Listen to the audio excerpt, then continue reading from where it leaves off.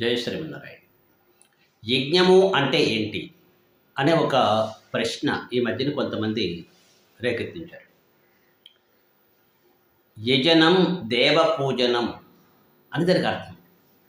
యజనము అంటే దేవతలని ఆరాధించుట, దేవతలను పూజించుట. ఇది యజ్ఞం, దేవతలను తృప్తిపరచుట. కృష్ణ భగవానుడు కూడా భగవద్గీతలో ఒక మాట అంటాడు, దేవతల వలన వర్షం పడుతుంది, వాటి వలన ఓషధులు వృద్ధి పొందుతున్నాయి, వాటి వల్ల మీరు జీవిస్తున్నారు కనుక మీరు దేనినైతే పొందుతున్నారో దానిని ఆ దేవతల వల్ల పొందుతున్నారు కాబట్టి వారికి కూడా కొంత సమర్పించడం యజ్ఞము. అలా సమర్పించడం వల్ల మీరు కృతజ్ఞులు అనిపించుకుంటారు. అలా సమర్పించకపోతే కృతజ్ఞత అవుతుంది కనుక మీరు దేవతలకి సమర్పించండి అని కృష్ణ భగవానుడు చెప్తాడు భగవద్గీతలో. సారాంశం అది. అలాగే మనకి స్మృతులలో వాటిల్లో కూడా యజ్ఞముల గురించినటువంటి విశేషాలు కనిపిస్తాయి. వాటిని సంక్షిప్తం చేసి మీకు అందించడానికి ప్రయత్నం చేస్తాను. యజ్ఞములు సాధారణంగా 3 రకాలుగా ఉంటాయి.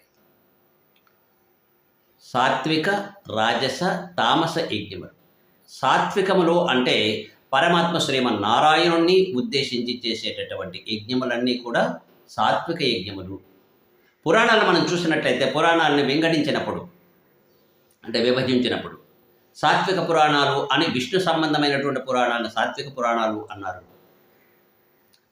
శైవ సంబంధమైనటువంటి కొన్ని రాజస పురాణాలుగాను అలాగే కొన్ని తామస పురాణాలుగాను చెప్పబడ్డాయి. ఇక్కడ అర్థం ఏమిటి అంటే పరమాత్మని ఉపాసించడమే ధ్యేయంగా, భగవంతునికి ప్రపత్తి చేయడమే ధ్యేయంగా, భగవంతునికి సంబంధీకులము అని చేసేటటువంటి యాగములన్నీ కూడా సాత్విక యాగములు. అలా కాకుండా నేను అభివృద్ధి చెందడం కోసం, నేను బాగుపడడం కోసం, లేక నా రాజ్యం విస్తరించడం కోసం, ఇలా నా సంపదను వృద్ధి పొందడం కోసం అనే ఆలోచనతో చేస్తే అవి రాజస యజ్ఞములు అని అనిపించుకుంటాయి. అలాగే వాటిని ప్రవృత్తి మార్గము అని కూడా అంటారు. అదంత మంచిది కాదు. ఇక 3వది తామస యజ్ఞములు. అంటే శత్రువులను నిర్మూలించడం కోసమని, ఇతరుడికి హాని కలిగించడం కోసమని చేసేటటువంటి చండీ యాగములు, అభిచార హోమములు ఇత్యాదులన్నీ కూడా తామస యజ్ఞములు అనిపించుకుంటాయి. అవి లోకానికి ఉపద్రవాన్ని కలిగిస్తాయి, అంతేకాకుండా వాడికి చేసిన వాడికి కూడా ఉపద్రవాన్ని కలిగిస్తాయి. రాక్షసులందరూ ఇలాంటి యాగములు చేసినటువంటి వారే. అతిరాత్రము, అభిచారము ఇత్యాదులన్నీ కూడా. వీటిల్లో జంతు బలులు ఉంటాయి. ఇక ఈ రకమైనటువంటి వింగడింపు అంటే విభజన కాకుండా ఇంకొక రకంగా కూడా చూద్దాం. ద్రవ్య యజ్ఞములు, పాక యజ్ఞములు, జ్ఞాన యజ్ఞములు అని 3 రకాలుగా కూడా మనం విభజించుకోవచ్చు. పంచమహాయజ్ఞాలు మళ్ళీ ఉన్నాయి, అవి అది తర్వాత చెప్పుకుందాం. ఈ ద్రవ్య యజ్ఞములు అంటే ద్రవ్యాన్ని వినియోగించి చేసే యజ్ఞములు, ద్రవ్య యజ్ఞములు. వీటిని వైశ్వదేవం అంటే మనం వంట చేసుకొని ఆ వంట చేసిన దానిని భగవంతుడికి ఆరాధన చేసి ఆయనకు సమర్పించి దానిని దిక్పాలకులకి, విశ్వేదేవతలకు సమర్పించడం. దీన్ని భూతబలి కూడా అనొచ్చు. భూతములకు కూడా ఇందులో ఆహారం లభిస్తుంది కనుక భూతబలి అనొచ్చు. ఇవి ద్రవ్య యజ్ఞములు. ఇందులో జ్ఞానయజ్ఞము కూడా ఉంటుంది. ద్రవ్యయజ్ఞంలో జ్ఞానయజ్ఞము కూడా కలిసి ఉంటుంది. ఎందుకంటే మనం దేవతార్చన చేసేటప్పుడు భగవంతుడు శ్రీమన్నారాయణుని విశ్వస్వరూపుడిగా భావన చేస్తూ ఆయనకు సమర్పించి దానిని సమస్త దేవతల్లో ఆయన ఉన్నాడు కనుక ఆయనకు నైవేద్యంగా సమర్పిస్తున్నాం కనుక ఇది ద్రవ్యయజ్ఞము, జ్ఞానయజ్ఞము కూడా అవుతుంది. ఇంకా ద్రవ్యయజ్ఞంలో ఇంకొక రకము, దేవతార్చన చేసేటటువంటి వారు శ్రీమన్నారాయణుని సర్వత్రా వ్యాపించి ఉన్నటువంటి వాడిగా భావన చేస్తూ భగవంతుని ఉపాసించేటటువంటి వారికి తగిన జీవికను జీవించడానికి అవసరమైనంత సమర్పించినట్లయితే అది కూడా ద్రవ్యయజ్ఞమే అవుతుంది.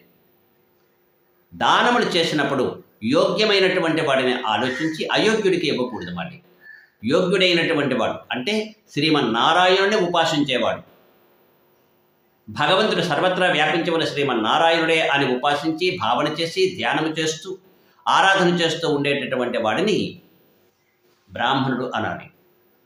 అందరూ బ్రాహ్మణులు కాదండి.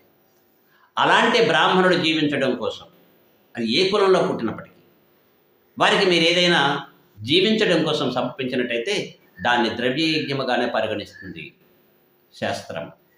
దానివల్ల మీ పూర్వులు తరిస్తారు, మీరు తరిస్తారు, మీ వంశాలు అభివృద్ధి చెందుతాయి. అలాగే జ్ఞానయజ్ఞము అనేటటువంటిది ఒకటి. పాకయజ్ఞము ఇందులోనే ఉంది. పాకయజ్ఞం అంటే వంట చేసి ఆ వంట చేసిన పదార్థాన్ని ఇవ్వడం. అలాగే వీటిలో హోమకుండాన్ని నిర్మించి అగ్నిముఖంగా భగవంతుని ఆరాధిస్తూ హవిస్సును సమర్పించడం, ఇది కూడా ద్రవ్యయజ్ఞం కిందకే వస్తుంది. ఇక మూడవది జ్ఞానయజ్ఞం.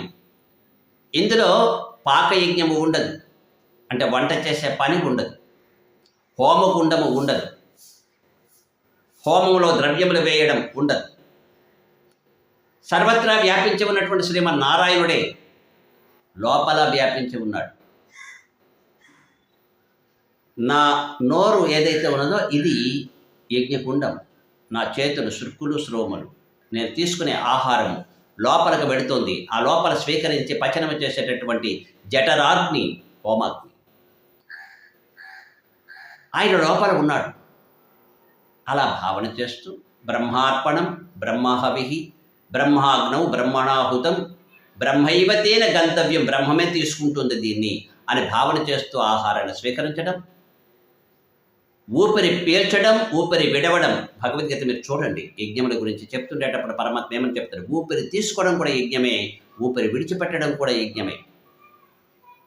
ఇలా మనం చేసే ప్రతి పనిని భగవదాత్మకంగా చేయడం, ఇది జ్ఞానయజ్ఞం. అన్నిటికన్నా శ్రేష్టమైనది జ్ఞానయజ్ఞము. మీరు చేసే ప్రతి పనిని భగవదాత్మకంగా శ్రీమన్నారాయణుడు సర్వత్రా వ్యాపించి ఉన్నటువంటి ఆ భగవంతునికి ప్రీతి కలిగించే విధంగా చేస్తున్నామని భావన చేస్తూ చేయడం, ఇది జ్ఞానయజ్ఞము అనిపించుకుంటుంది. అన్నిటికన్నా శ్రేష్టమైన యజ్ఞం ఇది. అలాంటి వారు ఎవరైనా ఉన్నట్లయితే వారికి సహకరించడం కూడా ఒక గొప్పదైనటువంటి యజ్ఞమే. ఈ మధ్యనే ఒక మహానుభావుడు ఆయన అన్నారట, మీరు యజ్ఞములు అంటే దేవతలను పూజించవలసిన అవసరమే లేదయ్యా, ఇలాంటి వారిని సహకరించడం, వారిని వృద్ధి చేయడం, వారు బాగుండడం కోసం సహకరించడం, దేవాలయాలను బాగు చేయడం, దేవాలయంలో నీళ్లు చల్లి శుభ్రం చేయడం, ముగ్గులు వేయడం, దేవాలయాన్ని తుడవడం, ఇవన్నీ కూడా యజ్ఞములే. కాయకంగా మీరు చేసే, అంటే శారీరకంగా మీరు చేసే యజ్ఞములు ఇవన్నీ కూడా అన్నిటికన్నా శ్రేష్టమైనవి ఇలాంటి యజ్ఞములే. కాయికమైనటువంటి యజ్ఞం దేవాలయాలను బాగు చేయడం, దేవాలయాలకి వృద్ధి పొందేటట్టుగా చేయడం, దేవతలను ఆరాధించేటటువంటి వారిని స్థిరంగా ఉండేటట్లుగా వారికి సహకరించడం, భగవంతుని సర్వత్రా ఉండేటట్లుగా వ్యాపించి ఉన్నటువంటి వాడిగా భావన చేయడం, ధ్యానము చేయడం. భజన మా మిత్రులు ఆయన ఉంటారు, ధ్యానము ధ్యానము ధ్యానం అనేది చాలాసార్లు వాడుతున్నారు ఆయన. ఇది కూడా శ్రేష్టమైనటువంటి బ్రహ్మయజ్ఞముగా చెప్పబడుతుంది. పరమాత్మకి శ్రీమన్నారాయణకి ఇష్టమైనది నిరంతరము పరమాత్మని ధ్యానము చేయడమే. కనుక అందరూ కూడా ధ్యానము చేయండి, భజనము చేయండి, నామ సంకీర్తనం చేయండి, శ్రీ విష్ణు సహస్రనామ స్తోత్ర పారాయణం చేయండి. ఇది అన్నిటికన్నా ఉత్తమమైనటువంటి యజ్ఞము. జయ శ్రీమన్నారాయణ. ఈ వీడియో మీకు నచ్చినట్లయితే ఇంకొంతమందికి పంపించండి. మన సనాతన ధర్మాన్ని కాపాడడానికి ప్రయత్నం చేయండి. జయ శ్రీమన్నారాయణ.